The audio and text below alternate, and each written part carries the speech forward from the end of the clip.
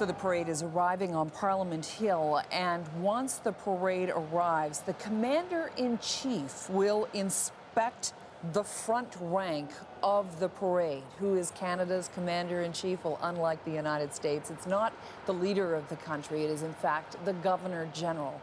David Johnston is the Commander-in-Chief, and he will inspect the front ranks of the parade.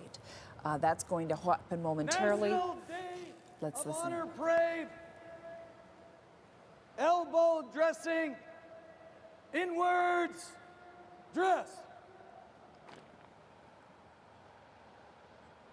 It's a guy shaking.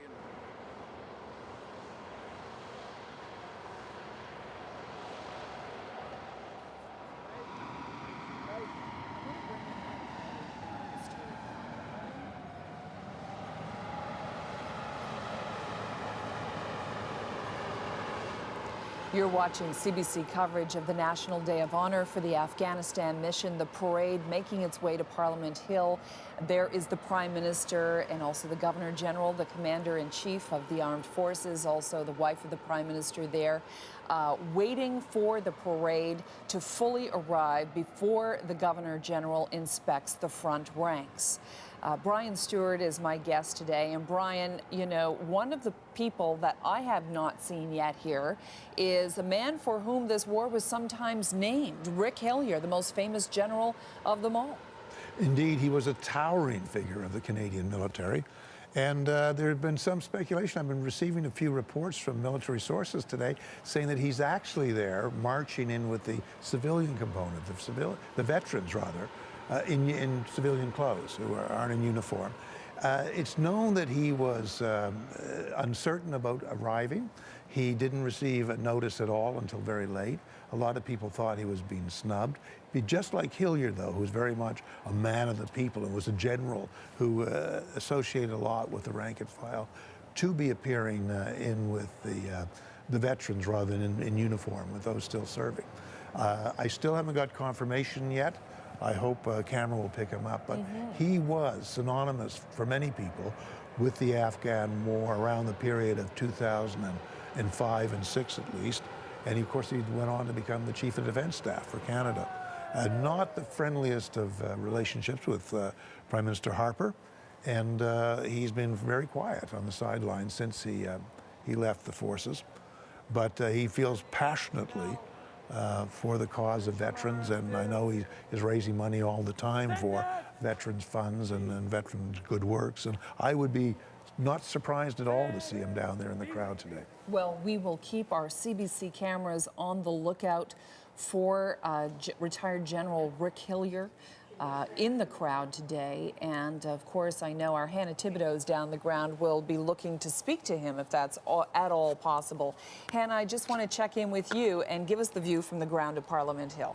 You know, it's a little bit eerie as you listen to those laughs come onto the Parliament Hill and you see them go by. This is something I'm never going to see in my life again, or I hope I never see in my life again for any bad reason. For any purpose other than ceremonial. Yeah, absolutely. It's quite spectacular to be on the ground and see and hear and feel the atmosphere down here right now. Another person who was marching in that parade was Immigration Minister Chris Alexander. And you probably ask, why would he be marching in the parade?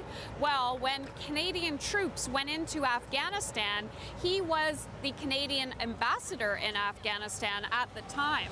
Now, I don't know if you can hear behind me, the camera's going to come around and take a look at this, but it's so close to me you can hear the rumbling as they go by, and the crowd is just silent and staring at them, these big pieces of military equipment as they drive by. It's really quite fascinating to see and be able to experience what's going on down here. I know what you mean, Hannah. When I was working in Kabul, I remember walking about the streets through Kabul, and those LAVs, those light armored vehicles, something very similar to them going through the streets as a matter of course. And you had better get out of the way when the soldiers driving them were coming through the streets of Kabul. But that was a regular sight through the capital of Afghanistan, and I'm sure through Kandahar as well, Brian Stewart. And if some of these have come back from Kandahar, you can be sure they've taken quite a battering. It's remarkable how many times mines went off near them. Sorry? It's remarkable how many times mines went off with them or they were hit by RPGs. I used to see them come into camp really quite battered up at times and patched together and off they went. I suspect some of these are back from the Kandahar region. Yeah, and some of those light armored vehicles would have been involved in tragedies. Certainly, Captain Nicola Goddard, who lost her life, the only female soldier who lost her life in Afghanistan, was at the helm. If you have a chance to ponder just how tough that role was being a soldier in Kandahar at times, you would ride inside armored vehicles with incredible sense of claustrophobia at times, through areas where an ambush was possible any moment of the day, hard to move around in. There was always a terror they'd go up in smoke, go up in flame. They could be death traps. In fact, they were very good vehicles indeed. But the soldiers had to endure a kind of, when they rode on patrol, tight enclosed steel coffin-like atmosphere. That was not at all pleasant, and anybody who rode with them came away somewhat shaken by what they had to put up with on a daily basis. Susan Lunn, are you there? Oh, let's listen in again. The ceremony starting again. The 22nd Regimental Band will play the Vice-Regal Salute, which is a musical arrangement of the first 6 bars of God Save the Queen and the last 4 bars of O Canada.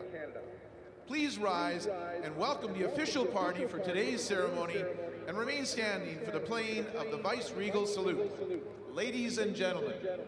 La musique centrale et le Royal 22e Régiment interpréteront le Salut Vaisseau Royal, soit un arrangement musical des 6 premières mesures de l'hymne royal God Save the Queen et des 4 dernières mesures de l'hymne national au Canada. Veuillez vous lever pour accueillir la délégation officielle de la cérémonie d'aujourd'hui et rester debout pendant le Salut Vaisseau Royal. Mesdames et messieurs, Their Excellencies, the Right Honourable David Johnson, Governor-General of Canada and Commander-in-Chief of Canada, and Mrs. Johnson. Leurs Excellences, le très honorable David Johnston, Gouverneur général du Canada et commandant en chef du Canada, et Madame Johnston. Parade attention! The Right Honourable Stephen Harper, Prime Minister of Canada, and Mrs. Harper. Le très honorable Stephen Harper, Premier ministre du Canada, et Madame Harper. The Right Honourable Robert Nicholson, Minister of National Defence. L'honorable Robert Nicholson, ministre de la Défense nationale. The Right Honourable John Baird, Minister of Foreign Affairs. L'honorable John Baird, ministre des Affaires étrangères. The Right Honourable Julian Fantino, Minister of Veterans Affairs. L'honorable Julian Fantino, ministre des Anciens combattants. Chief of Defence Staff General Thomas Lawson. Le chef d'état-major de la Défense, le général Thomas Lawson. Canadian Forces Chief Warrant Officer Kevin West. L'adjudant-chef des Forces canadiennes, M. Kevin West. Brigadier General John Fletcher, the Chaplain General for the Canadian Armed Forces. Le brigadier général John Fletcher, aumônier général des Forces armées canadiennes. Wayne Waters, Clerk of the Privy Council.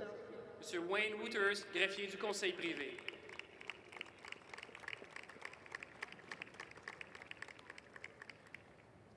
Please welcome the Seaflats Colonel By High School's International Award-winning Vocal Jazz Ensemble. The Seaflats were established in 1997 and have been performing for varied audiences since that time.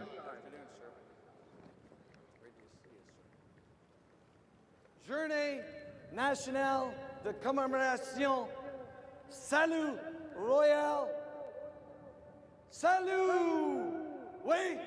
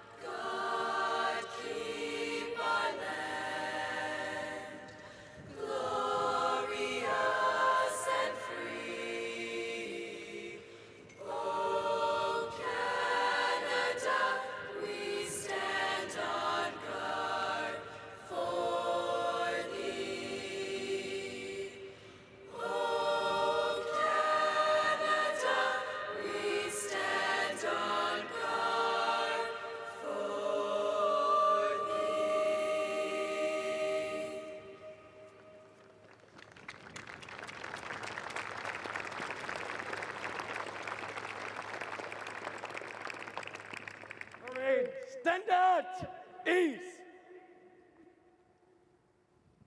The Soldier on Afghanistan relay started on May 4th in Trenton and finished up here in Ottawa. A 19-member team of ill and injured veterans and one civilian took part in this 6-day relay. Le relais sans limite Afghanistan a débuté le 4 mai dernier à Trenton pour se terminer ici à Ottawa. 19 vétérans, malades et blessés et un civil ont pris part à ce relais de 6 jours. The support of Canadians along this 290-kilometer stretch of road was incredible and allowed for the team to recharge its spirit and energies every time we passed through a community coming out to cheer and give their support. The community of Westport on the way to Perth, a small community of around 700 souls, National Day of Honor commemorates all gathered at their Legion branch to shake our hands. Even the school was emptied for the kids to be there. The military community of CFB Kingston, of around 2,000 people, followed us to the gates of the base to say Godspeed on our 3rd day. Police officers from all departments ensured our safe passage on all the roads, managing the many drivers stopping by and honking for us to keep going. It has been a truly humbling experience to have been entrusted with this symbol of our country's determination in Afghanistan. Above all, it gave us a time to reflect on our commitment to serve our country to the best of our ability while making Canadians proud.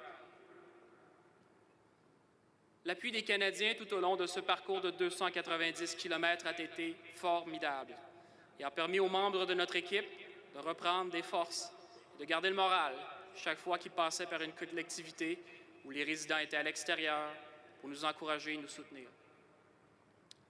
La collectivité de Westport, située juste avant la ville de Perth, comprend environ 700 habitants qui s'étaient tous rassemblés à leur filiale de la Légion pour nous serrer la main. Même les enfants d'école s'y trouvaient. Lors de notre 3e journée, la communauté militaire de la base de Kingston, soit environ 2000 personnes, nous a suivis jusqu'à l'entrée de la base pour nous souhaiter bonne chance.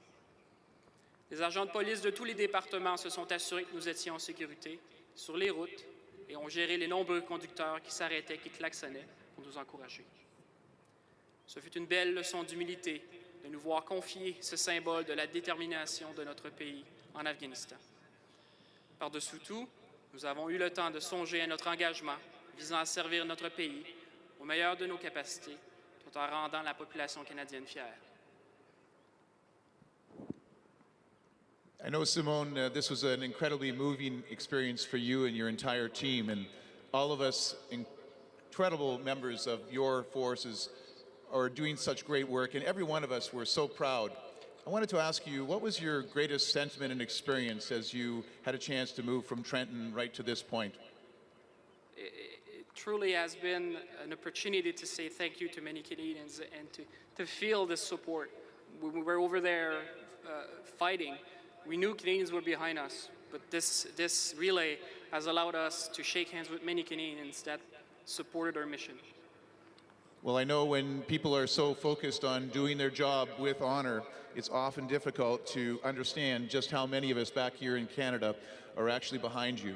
And I hope that you have, and all of your members, and of course, not just those on the Soldier On Relay team, but every member of the Canadian Armed Forces, their family, their friends, have truly had a chance throughout the course of this relay and on this day of honor to understand just how much all of us from the entire country are behind you and everyone who has served.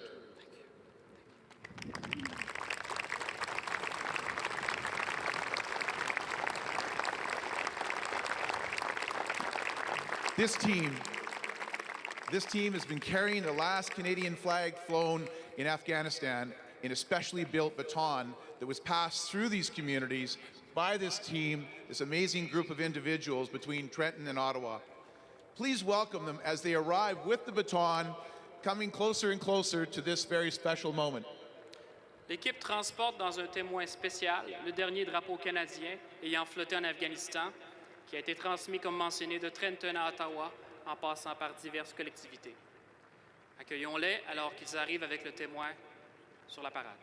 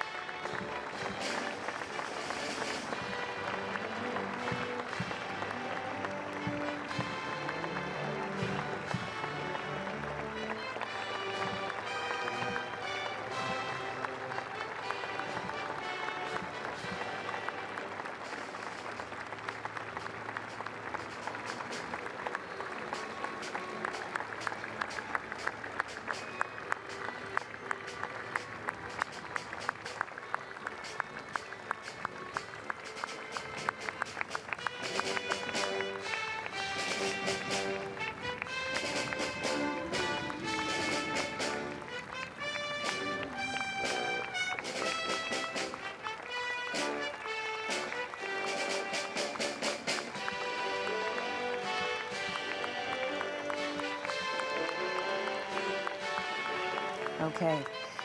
You're watching CBC's National Day of Honor coverage. I'm Carol McNeil here with Brian Stewart. For the last 5 days, Canadians injured in Afghanistan have been carrying the last flag flown in Afghanistan. They started in Canadian Forces Base Trenton, and now they arrived in Ottawa. And now the flag will be presented.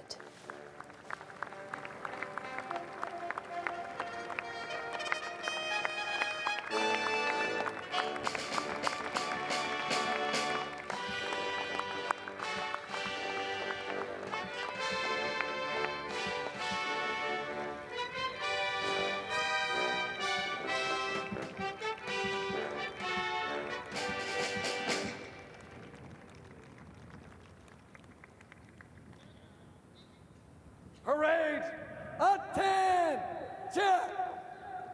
Le gouverneur général et le commandant en chef procédera maintenant à l'inspection de la première rangée de la parade avant la présentation officielle du témoin. We'll now proceed with the inspection. The Governor General and Commander-in-Chief will now inspect the front rank of the parade before the official presentation of the baton. The inspection will include a 21-gun salute. Journée nationale de commémoration. Salut à Royal. Salut! Oui!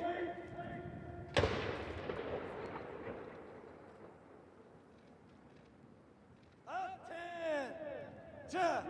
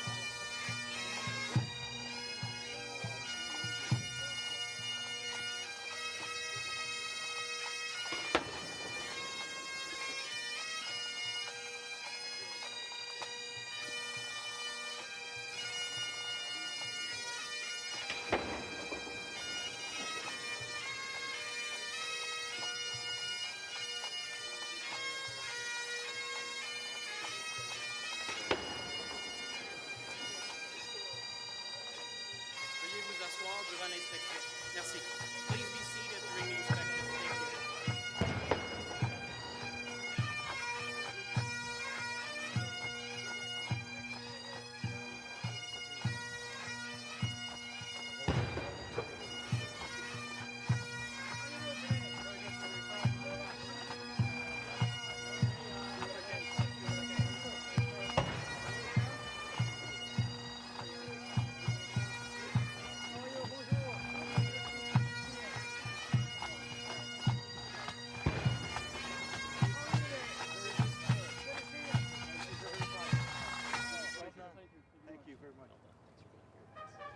Thank you.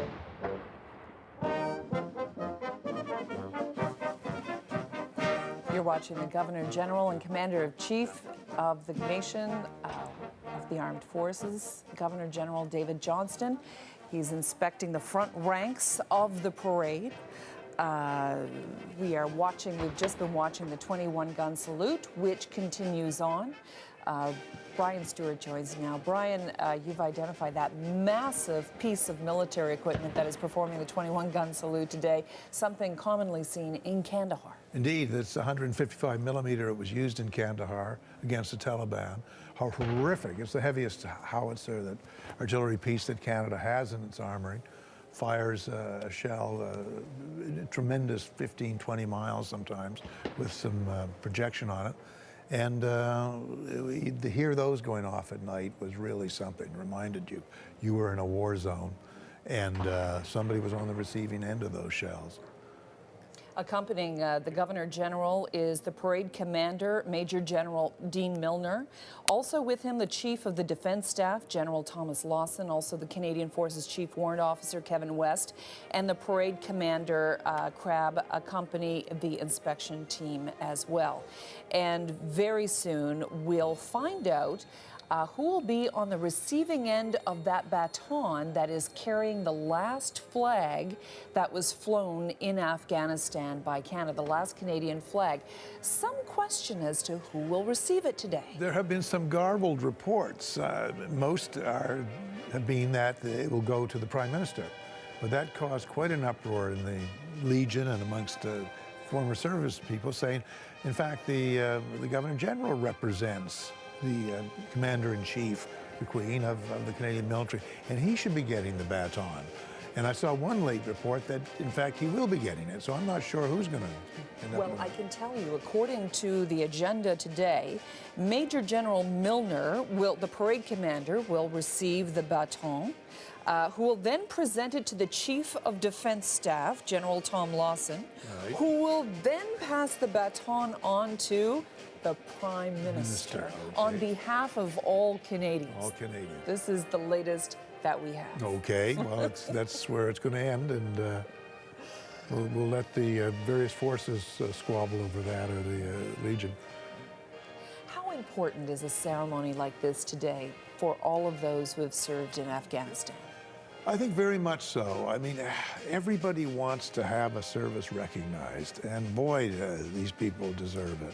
Those were 12 long, painful years. Tiresome, and I mean, they had great moments for the people in the field as well. We shouldn't always portray war as just the sad and the horrible. There was comradeship, as you know. They made the best of their life in Kandahar. They were wonderfully spirited troops. I must say, I used to love going out on patrol with them because they were so funny. I mean, they'd be playing their music away and joking, and they were wonderful spirited. I kept thinking of maybe the air crews in World War II with that same young spirit. The officers and the men, I thought, got along tremendously well.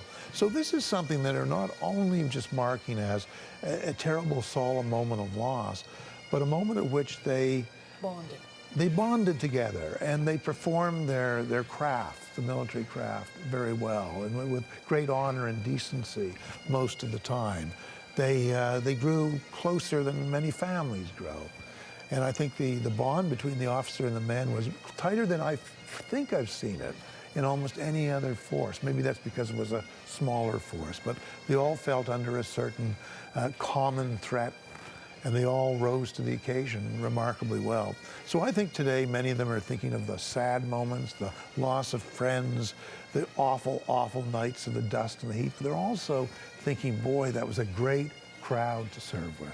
You know, there's very little that's more sad, I think, than watching someone, as we've seen many in the crowd today, carrying a picture of their loved one in front of them as they attend this National Day of Honor.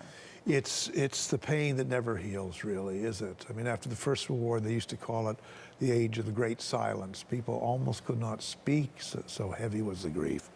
And to lose a daughter or a son to combat, they die at a young age. Fortunately, we bring them back now instead of bury them abroad, so that's something. And one just hopes they get a lot of support from the community, because after a loss like that, which is unimaginable for most of us, there has to be a great deal of support. Over 40,000 soldiers served in Afghanistan. 25% of them did more than one tour. Right. And I'll tell you another, 20% or 25% were reservists. They came from these small regiments you hear across Canada, so Saskatchewan or Newfoundland or wherever, Montreal. And 20% at any given time were basically made up of civilian soldiers, people who were soldiered in their part-time, took the training, went over and were soldiers full-time for their tour. And they're very much honored today, which is why so many battle flags will be given out later. Their service must be given a great deal of credit. 158 soldiers died, but nearly 2,200 were injured physically. Right. And again, as I mentioned earlier, anywhere on a battlefield is not a very safe environment to be. I mean, people are hit by trucks, by falling debris all the time. There's always the threat of disease, of course. There's any number of Friendly things. fire, even. One died falling off a tower. I mean, that's because it's inherently risky.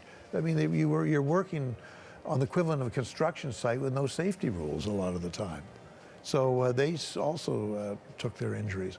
That's a lot of injured to take care of, and a lot of families to remember. And a lot of those injured will be perhaps broken in body and partially in mind for a great many years to come. Okay. There's the Prime Minister, of course, flanked by his wife on the screen right, Loreen, and of course the Foreign Affairs Minister, John Baird, to his right, screen left. It looks like we're concluding the inspection of the parade, and very shortly we are expecting that the major in charge of the Soldier On group who are carrying the last flag to be flown in Afghanistan will come forward and present that baton. We are expecting it to be first given to Major General Dean Milner, today's parade commander, and eventually should end up, I would love to know what John Baird is saying to the Prime Minister at the moment. It apparently has everybody in stitches. Seems somewhat lighthearted. Yes, it does. And then that baton, as I was saying, will be presented, as far as we know, to the Prime Minister. But as you were saying, there was some question about that. Yeah.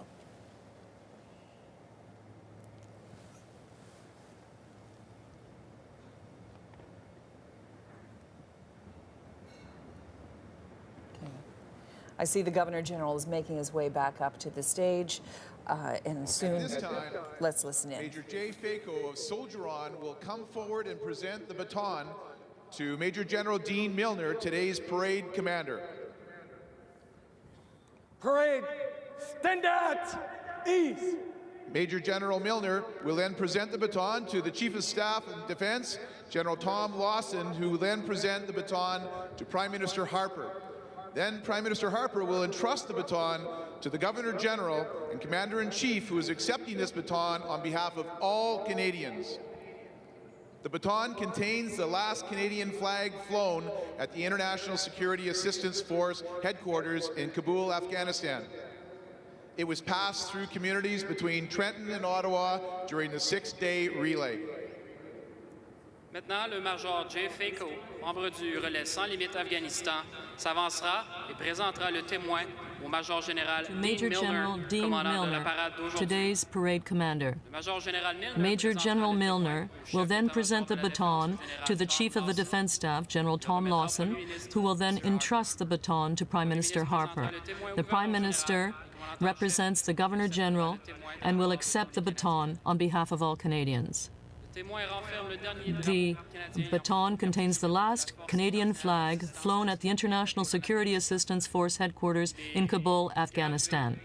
It was passed on through communities between Trenton and Ottawa during the 6-day relay. And it contains maple leaves reflecting the number of civilians and military personnel who died during the mission. Major Fako. Sir.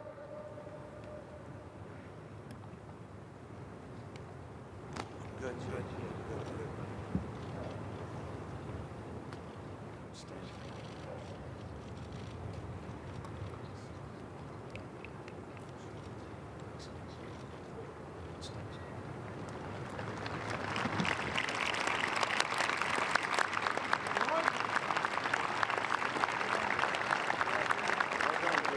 Well done, guys.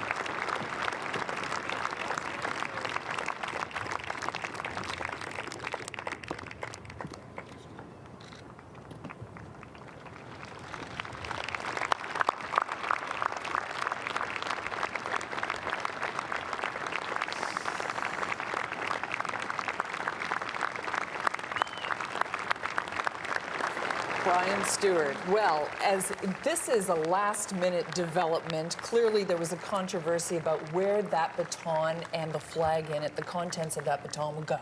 Amazing the number of headlines that were screaming, how can it go to the Prime Minister? How could it miss the real Commander-in-Chief? So now we see a settlement. Yeah, and before our eyes. obviously developed in the last little while, because this is the latest off the press this morning, this agenda that I had read, and it did not include the Governor General. Let's listen. Special place in the Hall of Honor. I'd like to ask you a question about some of the design features of this baton and why it is so special. Yes. This baton has been carved specially to contain the last flag, as we've been mentioning, that flew in Kabul headquarters of Afghanistan. It is carved as well of the soldier-on mottos as well, but the support our troops emblem and 2 sacrifice medals on the side on the top of it. There is, on top of it is the ribbon for the sacrifice medals, and see 3 different ribbons representing the 3 different missions that have been operating in Afghanistan. Like I've been mentioning, there's 161 maple leaf carved at the handle, representing the 161 fallen in Afghanistan. Very special, very impressive, very relevant to today's ceremony, and of course our reason for being here to celebrate and to honor. I'm assuming that basically as you've taken this across the country, the people who have actually seen it, especially our youth, must have been very inspired when they had a chance to see this baton. They always had many questions about what it represented for us, but also what were the maple leaf about, what were the ribbons about, and we got a chance to share this part of our history with them along the way. We wish we could have done many more communities along and to share this, but I think today we're achieving a bit of that. Well, and of course, symbols endure far past roots. They are there to be able to be communicated from person to person across this country for future generations. We'll ask a question about the sentiment of our youth as they did celebrate and meet you and your team on your Soldier On relay. What was the best part of the youth of our country's response to your message? The youth are always very straightforward. They were always asking questions, how is it to walk with a prosthetic? And they want to know how it's working out. They've always been very inquisitive about what we're doing. And they want to know, and they want to say thank you to. We've been seeing many banners made by young kids saying thank you for your service. It always goes straight to our hearts when it happens, and the schools and the flags, so we've been lifted from Trenton to here in Ottawa. Well, I'd like to say once again, congratulations to you, Simone, and of course to all of the Soldier On members who have taken good care of this baton and have made us all proud here in this country. Here it is in its final resting place. Congratulations to all members.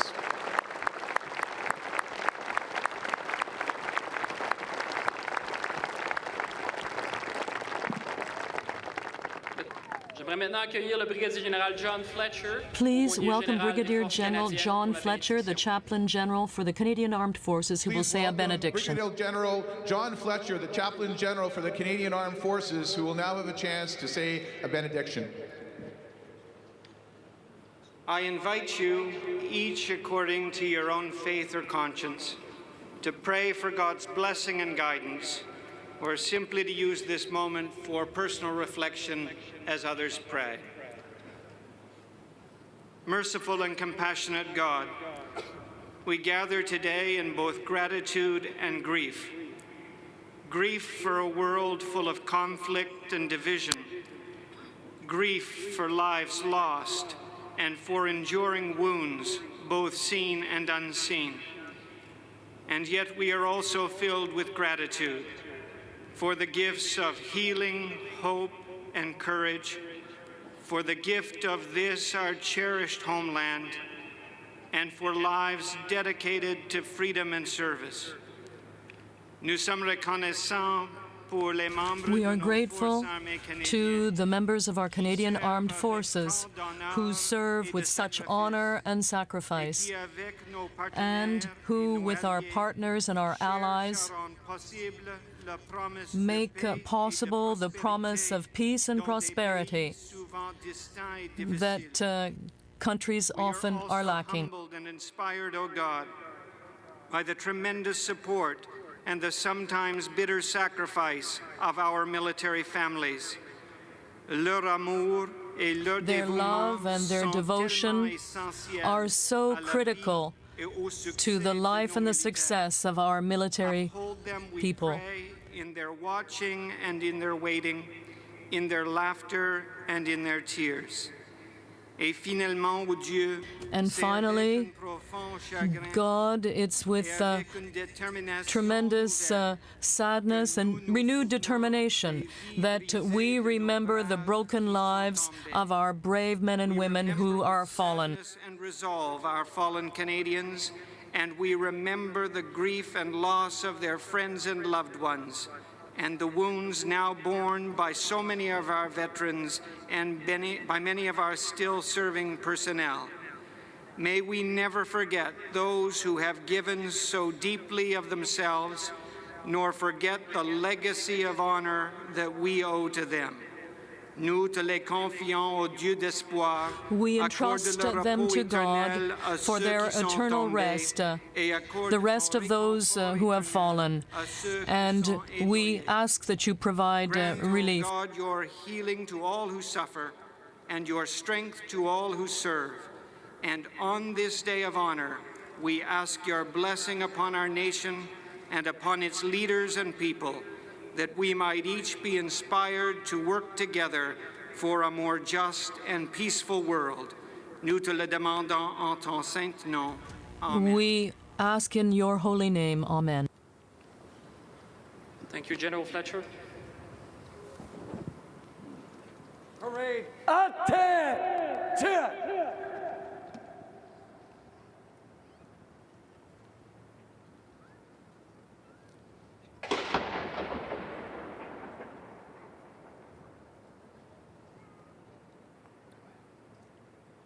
Canadians here in attendance and across the country are now invited to be able to observe 2 minutes of silence to be able to reflect on the sacrifices made by members of the Canadian Armed Forces during the mission in Afghanistan. The firing of a single artillery round will indicate the start of the moment of silence, and the moment of silence will then be broken by the sound of all aircraft from the Royal Canadian Air Force that flew in Afghanistan. Please rise. Canadians here in attendance and across the country are invited to observe 2 minutes of silence to reflect on the sacrifices made by members of the Canadian Armed Forces during the mission in Afghanistan. The firing of a single artillery round will indicate the start of the moment of silence. The moment of silence will be broken by the sound of all aircraft from the Royal Canadian Air Force that flew in Afghanistan. Please rise.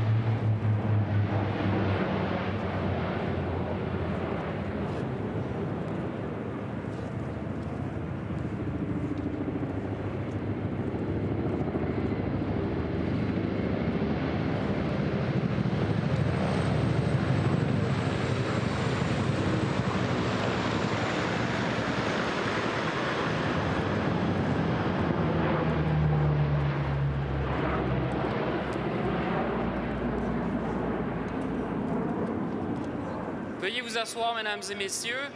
J'ai le plaisir de vous présenter nos premiers invités. Please be seated, ladies and gentlemen. I'm pleased to introduce our first speakers.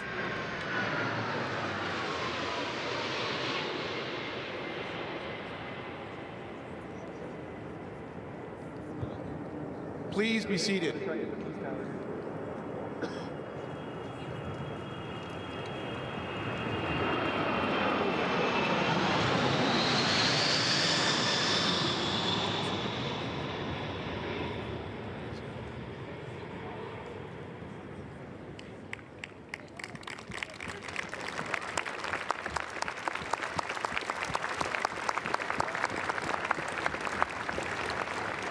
Ladies and gentlemen, I'm now pleased to introduce our first speakers. Both have deployed and were serving with distinction in Afghanistan. Parade, standard, east.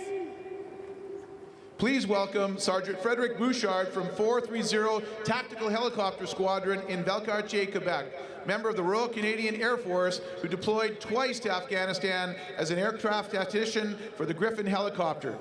Accueillons maintenant le sergent Frédéric Bouchard. Please welcome Sergeant Frédéric Bouchard from 430 Tactical Helicopter Squadron in Valcartier, Quebec, a member of the Royal Canadian Air Force,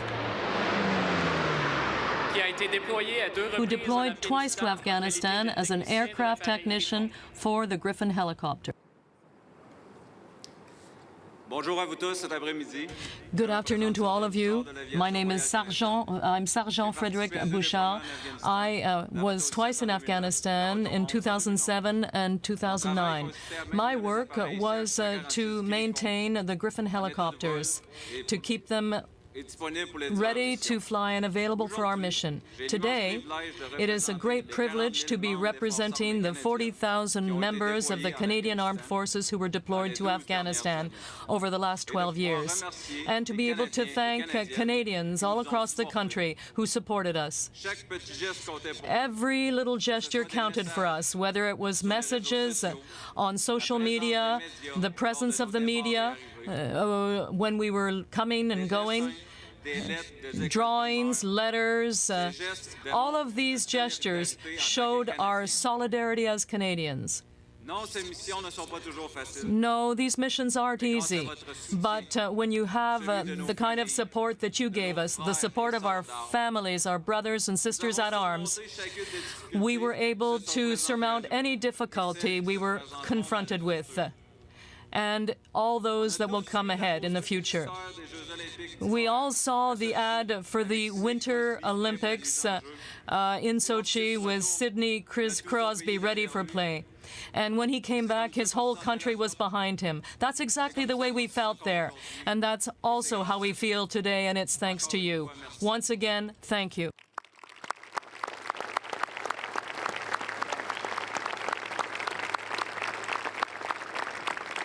Please welcome Sergeant Dale Kurtziel from 4 Engineer Support Regiment in Gagetown, New Brunswick, a Canadian Army member from Ottawa area who served 7 months in Afghanistan with the Counter-Improvised Explosive Device Squadron and a recipient of the Medal of Bravery. Please welcome Sergeant Dale Kurtziel from 4 Engineer Support Regiment in Gagetown, New Brunswick, a Canadian Army member from the Ottawa area who served 7 months in Afghanistan with the Counter-Improvised Explosive Device Squadron and a recipient of the Medal of Bravery.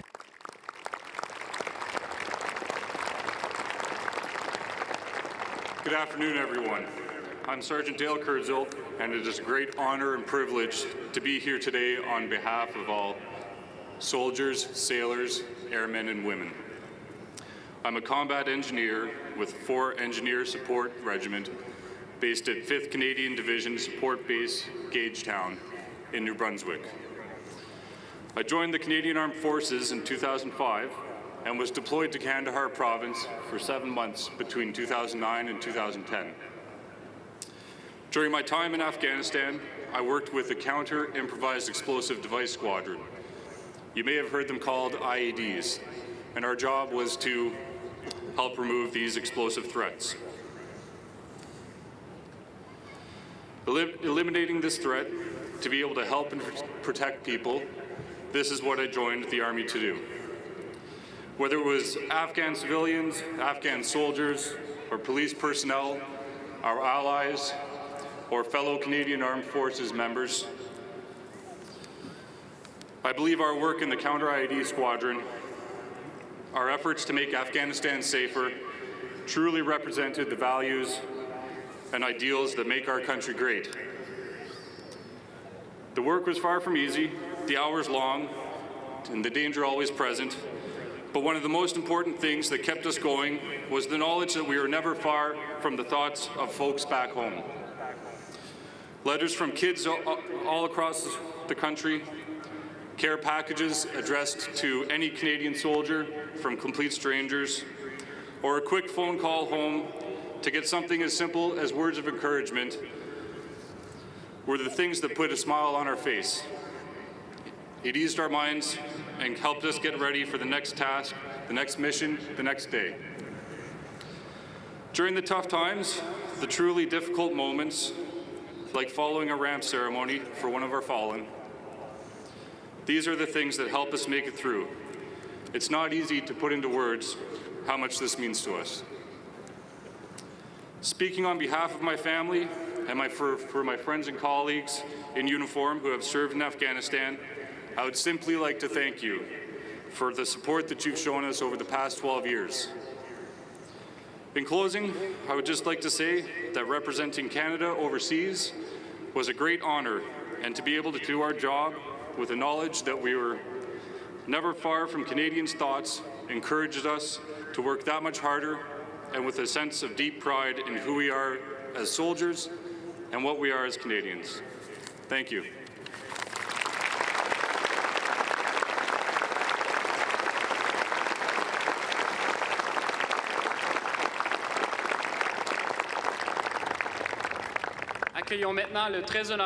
Please welcome the Right Honourable David Johnston, Governor-General of Canada and Commander-in-Chief. Right Honourable David Johnston, Governor-General of Canada and Commander-in-Chief of Canada.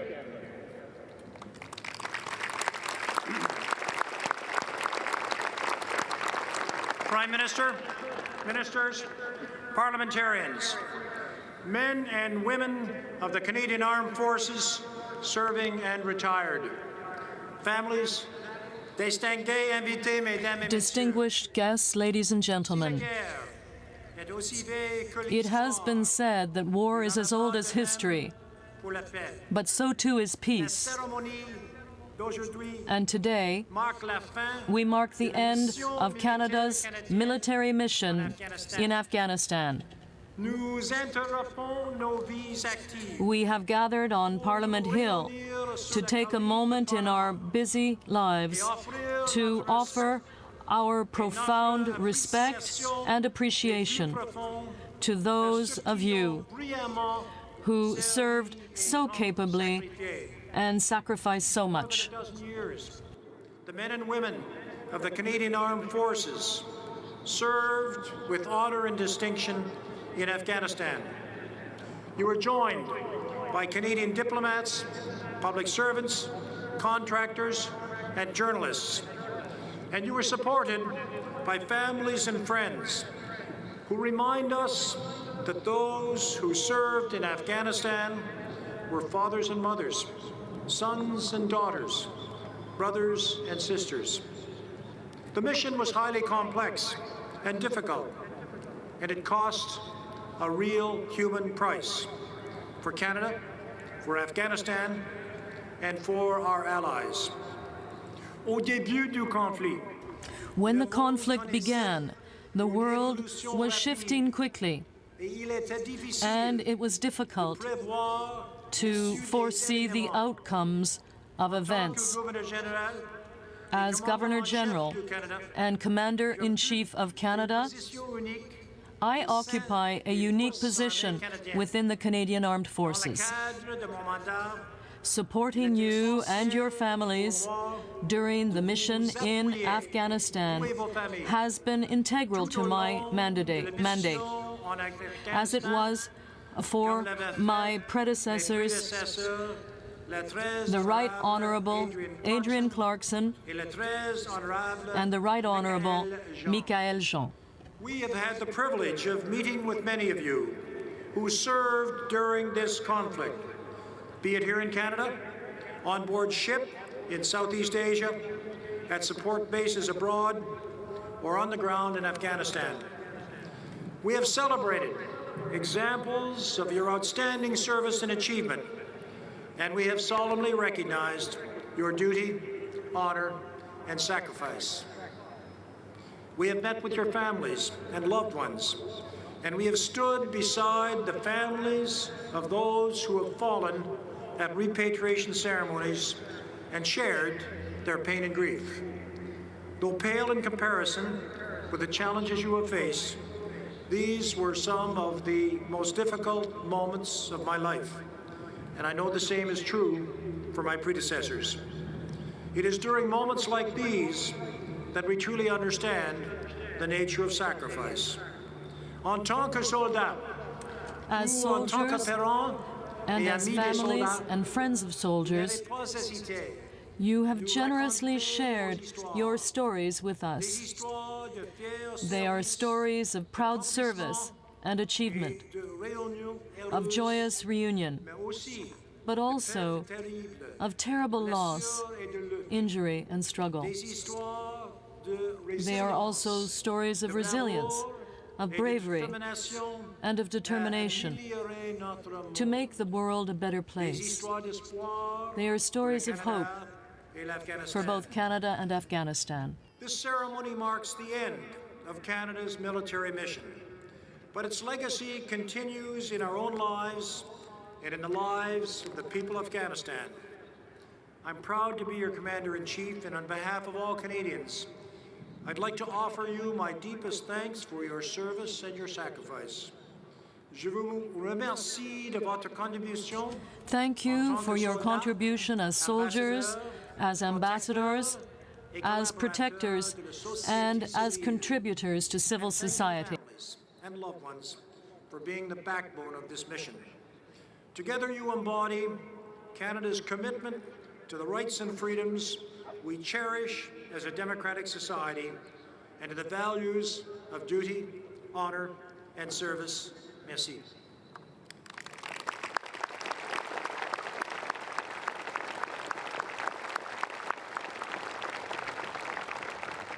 Please welcome the Right Honourable Stephen Harper, Prime Minister of Canada. Please welcome the Right Honourable Stephen Harper, Prime Minister of Canada.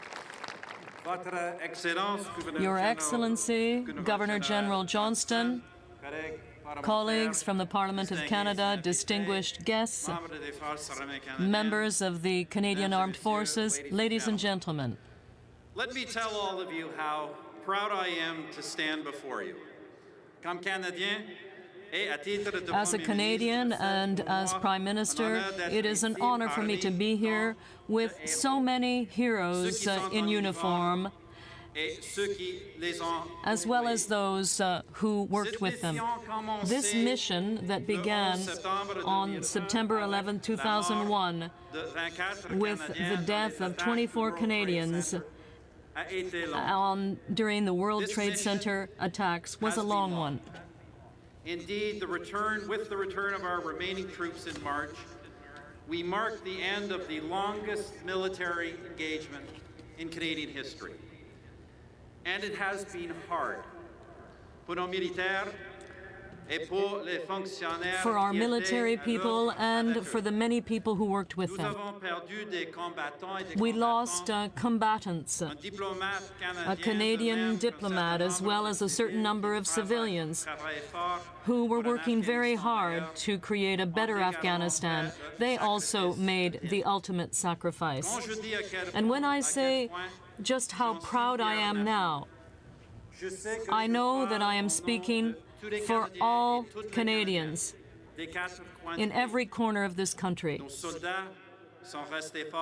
Our soldiers remain strong, and our country was there to support them all the way. Our troops stood strong. Our country stood strongly behind them. This National Day of Honor, the first of its kind in Canadian history, is a unique opportunity for us to say thank you to the men and women who have fought and served for Canada. We are here today to honor their dedication, to honor their heroism, and to honor their sacrifice. We have gathered as a country, one country united in appreciation, to offer our gratitude. And we have also come together as Canadians to make a collective promise.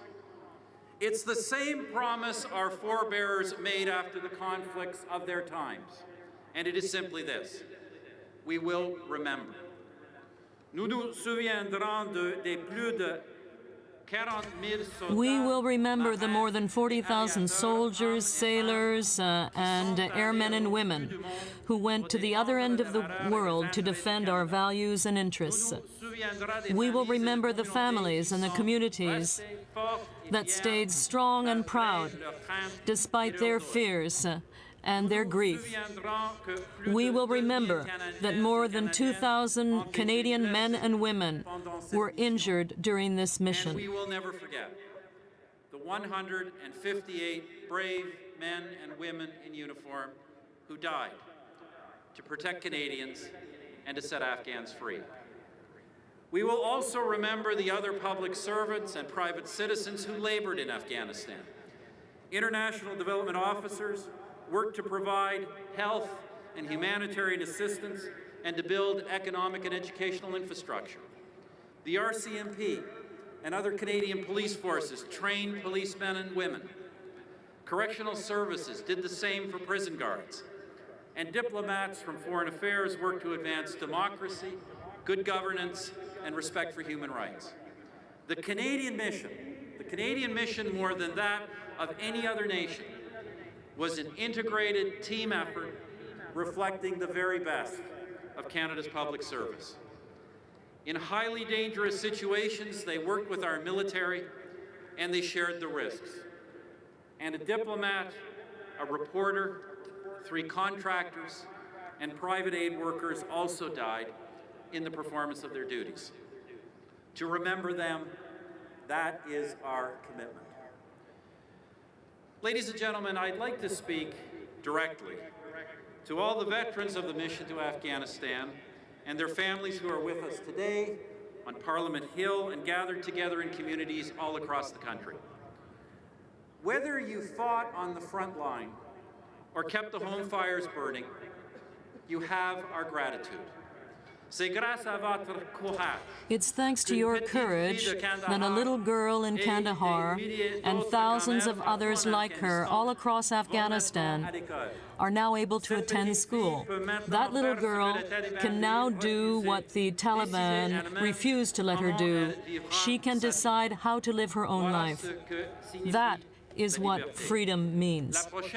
The next generation of teachers is now being trained so that the opportunities that only education can provide will no longer be out of reach for Afghan children. Thanks to your unremitting hard work and efforts, more than 8 million Afghan children have now been vaccinated against polio.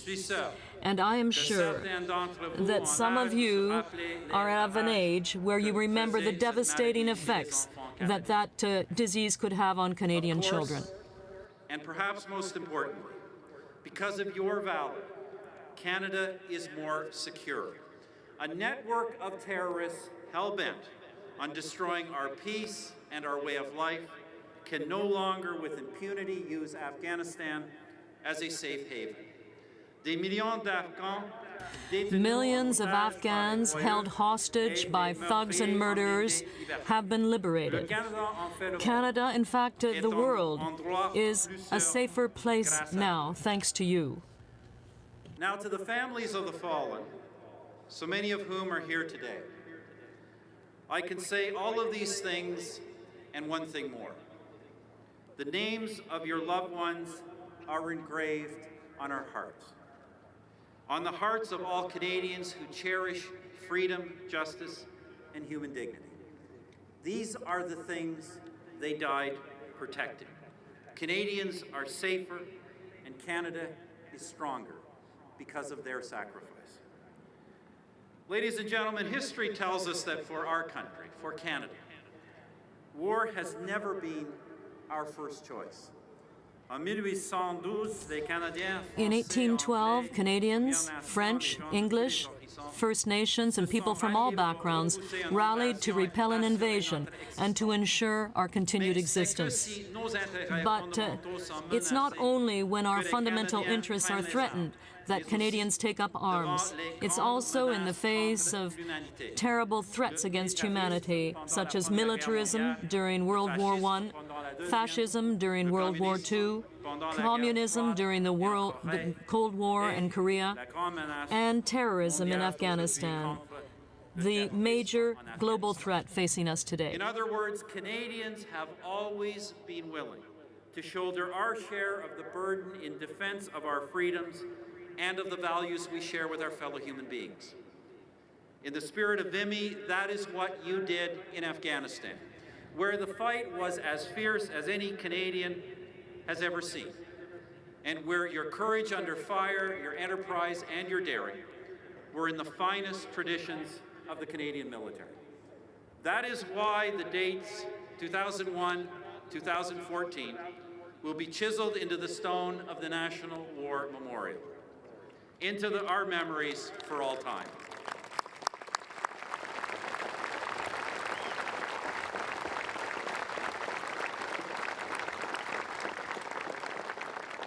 Ladies and gentlemen, let me just conclude with this. The military equipment you see and have seen before you today, the artillery, the armored vehicles, the aircraft, even the uniforms that so many here wear, they may be symbols of our country's great strength, but they are symbols only.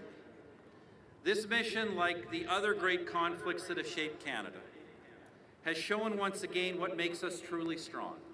Look around you, and you will see what I mean. It is our families, the foundation of everything we are. It is the neighbor who cooks for you and comforts you in your grief. It is the community that surrounds you and supports you. It's organizations like the True Patriot Love Foundation who rally the vast networks of goodwill and financial resources of our wider society behind you.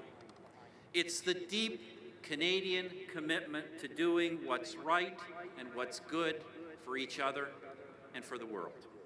And these are the things that stood behind our brave men and women in Afghanistan. These are the things that make Canada strong, and these are the things that will keep Canada strong. God bless our men and women who serve and their families, and God keep our land glorious and free. Merci.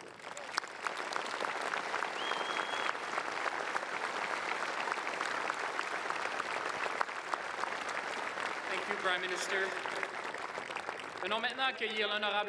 Please welcome the Honourable Robert Nicholson, Minister of National Defence. Honourable Robert Nicholson, Minister of National Defence.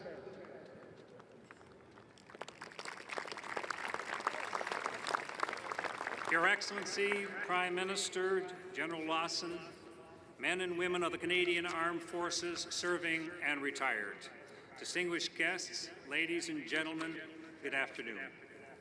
It is a privilege to join you today to honor the conclusion of another chapter in the history of the Canadian Armed Forces. It was almost 13 years ago that Canadians gathered right here on Parliament Hill to show our solidarity with one of our closest allies during one of their darkest hours. We stood with the United States, our NATO allies, and a community of like-minded nations and joined the international campaign against terrorism. After more than a decade of military involvement in Afghanistan, we have reason to be proud of our accomplishments. Accomplishments that simply would not have been possible without the strength, dedication, and professionalism of those whom we are honoring today, the men and women of the Canadian Armed Forces. Mais ces réalisations but these achievements Today, we remember and honor caused great those loss. who fell in the service of our nation and what it stands for. Those who gave their lives so that others may have a chance to live in freedom and safety. We also recognize and honor their comrades, the more than 40,000 military members who deployed to the region over the span of more than 12 years. Men and women from every corner of this great country who left the comforts of home to serve with honor, courage, and loyalty, and the families who shared in their loved ones' sacrifice while they were deployed, as well as the communities across Canada who supported all of the men and women in uniform. Nous nous engageons à continuer We pledge to continue to provide to those who were injured, both physically and mentally, all the care that they require and that they deserve. Ladies and gentlemen, we have an immense debt of gratitude to those who endured the dust, the distance, and the danger abroad. Please join me in thanking them for all that they have done when they proudly donned the Canadian uniform, a uniform that became synonymous with strength, professionalism, and peace for Afghans, for our friends and allies, and for us as Canadians. Thank you very much.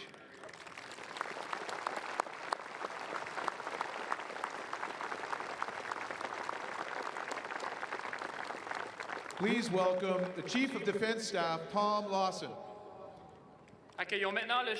Please welcome the Chief of the Defense Staff, Tom Lawson. Thank you, Rick. Thank you, Simon. Excellency, Prime Minister, Minister, on behalf of so many men and women across the nation who have heard your words, your very kind words on their behalf, I thank you very much. And the sun now shines down upon those here in Ottawa who are expecting rain, and isn't that also a sign of appreciation?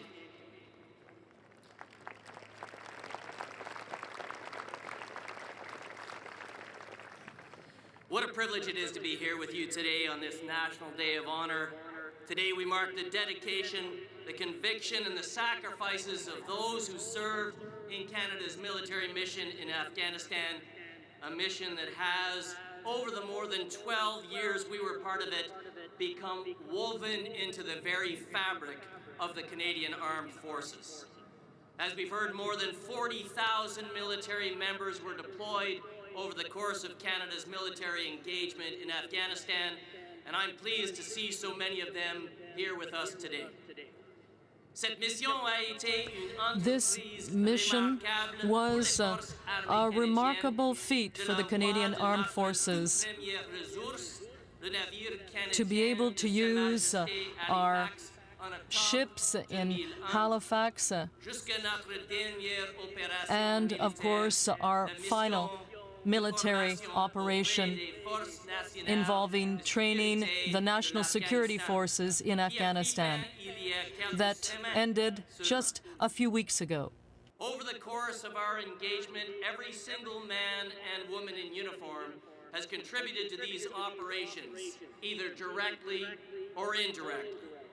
This effort has truly been a forcing function for excellence in our military.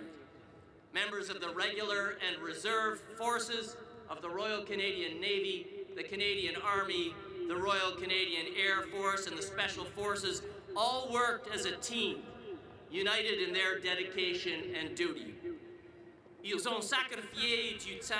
They sacrificed time that they could have spent with their families. They spent an incalculable number of hours training and worked in the difficult environment of Afghanistan.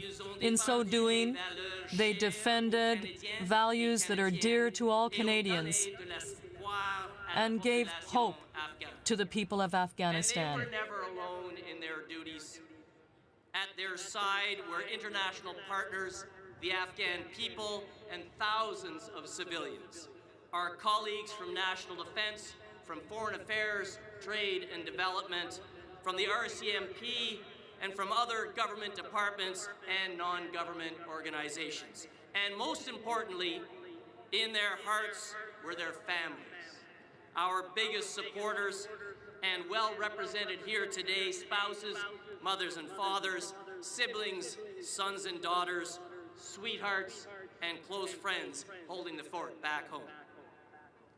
They are the strength behind the uniform, and they too have contributed and sacrificed, and we owe them all a great debt of gratitude.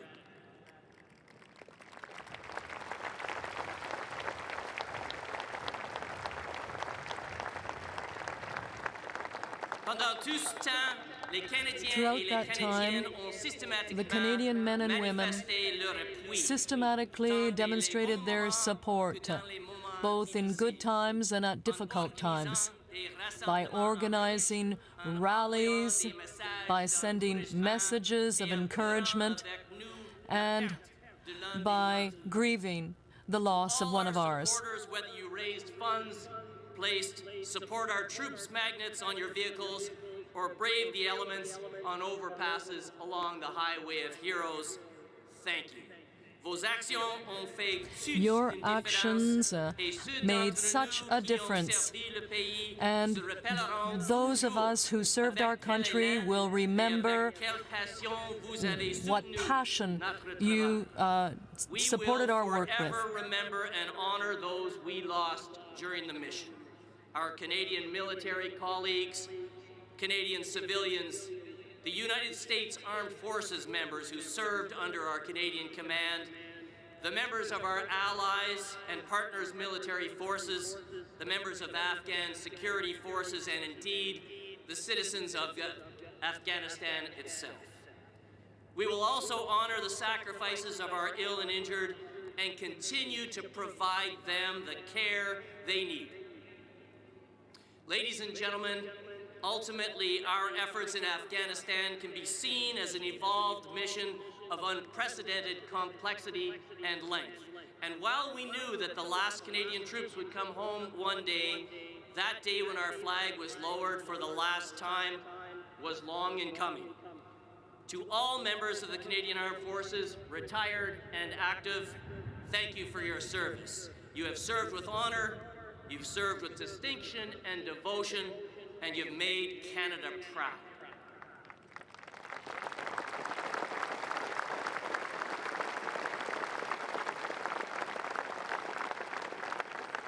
And on behalf of the Canadian Armed Forces, I would like to thank Canadians for the gesture of this support through this National Day of Honor, and I could not do this any more eloquently than Sergeants Kurtzil and Bouchard did just moments ago.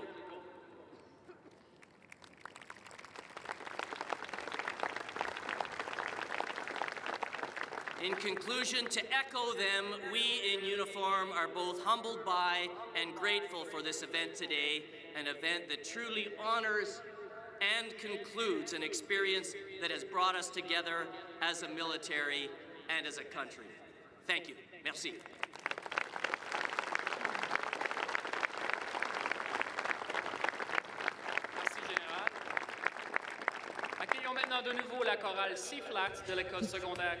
Please welcome the C-Flats from Colonel By High School, who will sing the God Save the Queen. C-Flats from Colonel By High School, who will sing God Save the Queen. Attention!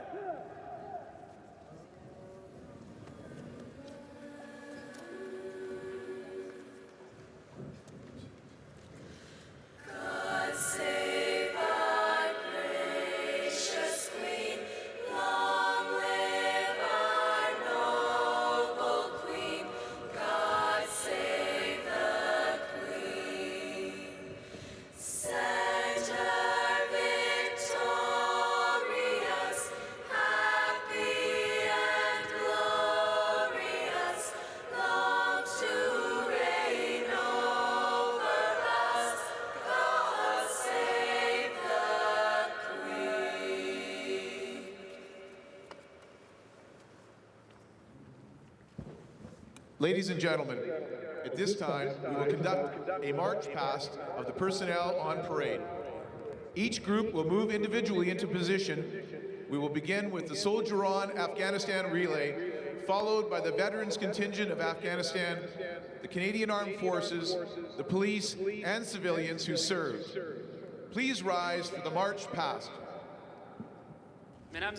Ladies and gentlemen, at this time we will conduct a march past of the personnel on parade.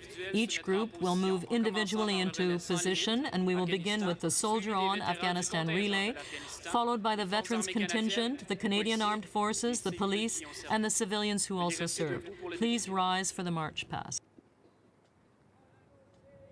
Of Honor Parade will march past in column of route, veterans leading.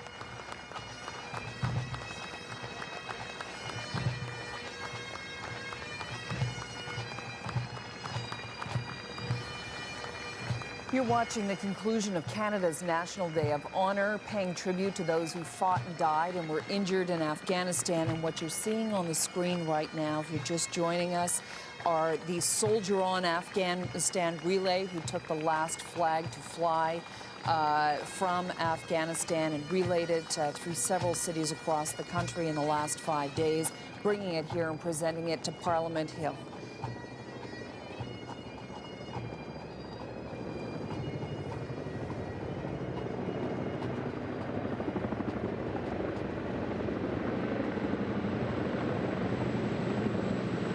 Part of the ceremony is, of course, the official fly past and, of course, the parade itself. Not only the soldiers, the injured soldiers from Afghanistan who carried that flag to Parliament Hill, but also the veterans contingent of Afghanistan, the Canadian Armed Forces, police, and, of course, the civilian contractors who served.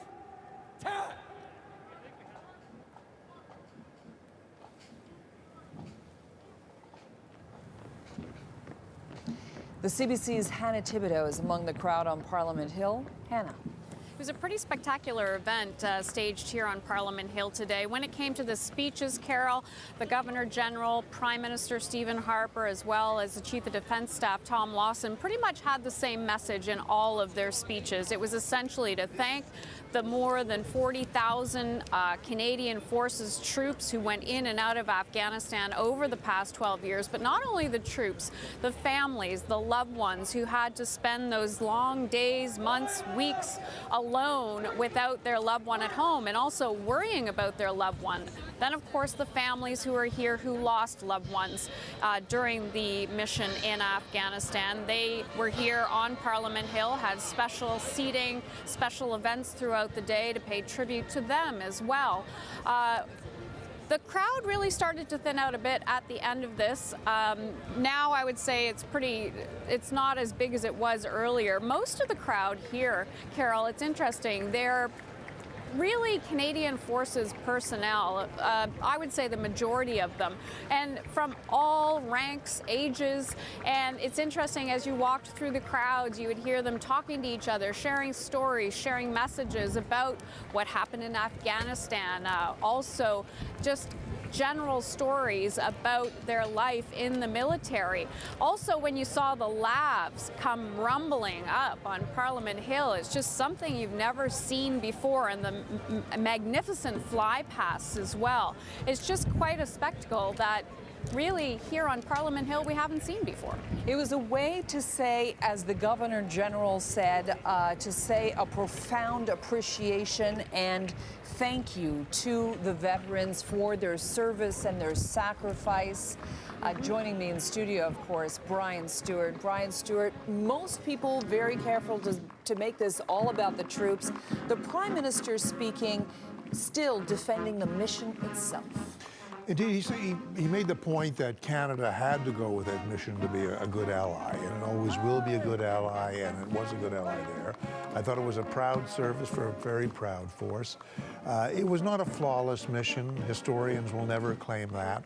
It had its hard points as well as its good points. Well, the Chief of Defence Staff, Tom Lawson, saying it was an evolved mission of unprecedented complexity and length. That's certainly one way of putting it. And the early part of the mission spent in Kabul, Canada did a very good job, and in an area where it could do some real good. When it volunteered the country to go to Kandahar, I think that opened up an entirely different war in many respects. And that's the war that historians are going to fight over the most, whether we were way, way too small on the ground to take on the Taliban challenge in what was, after all, a huge province of Kandahar, but also the heartland of the Taliban. In the end, we needed American forces to come in, a whole surge of American forces to come in and basically help us out of a very bad jam there, which is not to say we did not perform very well, but we were never given, I'm saying we, the troops there were never given the proper numbers or material by the home government, and ultimately they could only do so much, a somewhat limited amount. The third aspect is the training, which I don't think should be lost sight of, because that could prove some real dividends down the road. If Afghanistan is able to withstand the Taliban and hold itself together, the new trained army and troops and police, that will be a sign of significant achievement by Canadians. All right, and I know on the ground, as the parade continues to go past the Governor General and the Prime Minister, just want to, Hannah Thibodeau is still on the ground, as I understand it there. Hannah, there are permanent memorials, even though this is a one-time event, and I just want to explain what we're seeing on the lawn now. This is the RCMP, pipes and drums moving across the field. On East Drive, they'll be halting in position to play for the departure of the families of the fallen. That's what you're seeing there now, Hannah. But this, even though this was a one-time event, there are permanent memorials. Right, and I just want to pick up on one thing that you guys were just talking about the training. That training continues even today. In the crowd today, I noticed there was Brigadier General Ahmad Habibi. He actually came back with Major General Dean Milner on that last flight back out of Afghanistan, and he's been here for the past 2 months training with Canadian forces so that he can go back to Afghanistan and take all of those lessons he learned here and bring those lessons back to Afghanistan. So he was here on Parliament Hill today as well to thank Canadian forces for everything they have done for his country and continue to do for his country. Now, when it comes to the memorials you were talking about, Carol, some of the things that are happening, you mentioned that this is just a one-day event, but today will remain the National Day of Honor, and the Prime Minister said that earlier. Some other things, we know that the Afghanistan Memorial with the plaques that is currently in the Hall of Honor, that is going to be going on a tour across Canada. It will also go to the United States, and along with it, that last flag that was flown at ISAF in Afghanistan. Now, some other things. Veterans Affairs Minister Julian Fantino announced yesterday that there will be a national memorial built here in Ottawa, and that will be unveiled in 2017. So it's still a few years from now. Also, the dates of the Afghanistan mission, the 12 years Canadians served there, will be etched in the War Memorial. And that's not far from Parliament Hill. That's where the Remembrance Day events take place. And finally, there's a building not far from here, and that building will be named the Valor Building, and that is to pay tribute again to all of the people who served in Afghanistan. Hannah, just stand by a moment, because as we're watching the RCMP pipe band by and also people leaving, veterans' families and veterans themselves, Canadians from coast to coast are expressing their gratitude to the veterans today. Natasha Fatah joins me with the details on that. Natasha, it'd be nice to hear those messages as we watch the families and the veterans move past. Absolutely, Carol. We've been monitoring this all day as people have been celebrating in their own ways this National Day to honor members of Canada's armed forces. And we're seeing them on Twitter, on social media, but also on the federal website for the National Defense. And there's an area designated there for people to write to the troops. And I just want to share some of the messages that we found on that site. Now, this woman, Beverly from Dieppe, New Brunswick, writes, "I want to thank each and every one of you for your dedication in protecting our beautiful country. Words cannot express how thankful I truly am for all of you and what you do for our country and the world. One day is definitely not enough to pay our honor and tribute to those who served, serving, and for those who lost their lives in the line of duty." Now, someone who is in Ottawa watching all of this says, "My father was a part of the Canadian Armed Forces for 30 plus years. I have the utmost respect for all the men and women who served. Thank you sounds insignificant for your sacrifices. I, as a Canadian, will forever be grateful to you all." And then another person, Diane in Ottawa as well, says, "We are in awe of you. You leave your comfortable homes here in Canada, go overseas, risk your lives in order to save the lives and the freedom of others. Your selflessness and courage are truly inspiring." And then finally, Carol, this last one is actually from the students of Portland Estates Elementary School in Dartmouth, Nova Scotia. They write, "Thank you for your sacrifices that have been made for us. We appreciate everything that you have done for everyone. No one can compare to your bravery." Just some of the words of thanks and gratitude and really admiration for Canadian forces that have been serving around the world, particularly. Let's listen into the final remarks. This will take this opportunity to meet the veterans. The families of the fallen will now be escorted to the Hall of Honor. Thank you very much for joining us here today in the nation's capital for this National Day of Honor ceremony. Please rise as the official party steps off the platform, and they will have this opportunity to meet the veterans. And the families of the fallen will also now be escorted to the Hall of Honor. In conclusion, ladies and gentlemen, I want to say a thank you very much for allowing me to be a co-MC here in this very special day. It has been a tremendous privilege to be sharing the podium with you. Simone, you are an amazing Canadian hero. Thank you so much. Godspeed. Keep up the great work. We will never forget. Good afternoon. You're watching the final ceremony, in conclusion now, of the National Day of Honor to honor those who died and were injured and served in Afghanistan. The honorary colonel of our Canadian Forces Personnel Support Unit, Rick Hansen, hosting the event. That support unit services the sick and injured in Canadian military personnel. Also, Simone Mailloux, who is doing the French hosting. In 2007, an IED took his left leg flag in Afghanistan. He fought, he trained until the military said, yes, you can come back and serve on your second deployment. Those were the hosts today of the event on Parliament Hill. As we conclude now, and you can see the Governor General talking to various people now, he's actually talking to the Soldier On group who brought the last flag that was taken down in Afghanistan to Parliament Hill today, which was ultimately presented to him, the Governor General, who is the Commander-in-Chief, on behalf of all Canadians. But as we wind down our coverage, Brian Stewart, my guest. Brian, I'm going to ask you the arching overall question. Were Canadians successful in Afghanistan? It's too mixed a picture. In some areas, they were very successful. They did protect many children. They got children in schools. They did very well in Kabul. I don't think they were too successful in Kandahar, but their training mission there may be, history may judge it the most successful of all. If the new Afghan government survives a thrust from the Taliban, I think we have to wait for 5 or 10 years before we can look back and see really what was done. My hope is that there are some bright signs showing in Afghanistan. An election that's in a runoff this summer could bring a new government in. Karzai's gone. The Taliban were blunted. They warned people not to vote. The people went out and voted in large numbers, 60%. Astonishing. 40% of the women. So it's really quite remarkable. And I think we can't yet look at Afghanistan and say it was a lost cause, because it could surprise us yet.